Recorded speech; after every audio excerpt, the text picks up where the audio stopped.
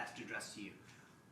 You've done a phenomenal job opening up the briefing room, bringing in new voices. The president's commitment during the campaign to do long-form podcasts was, I think, extremely helpful to this new media environment that we live in. But a lot of conservatives will ask me, why does he sit down with people like Terry Moran of ABC or Jeffrey Goldberg of The Atlantic?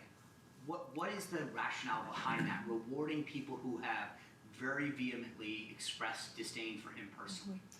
Because the president is unafraid, and he is inspired by competition, and he likes to talk to people face to face. And I think that's one of his best attributes and qualities.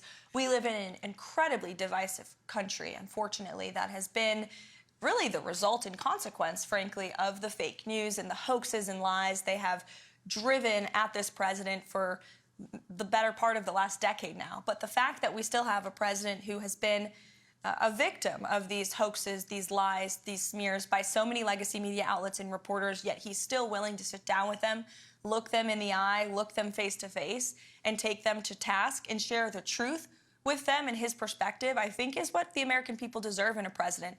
And it's certainly a stark contrast to what we had in the previous administration, a president who was hiding, who actually used this beautiful South Court auditorium, which we're happy to be in today, but he used this like it was a fake Oval Office, weirdly, oddly.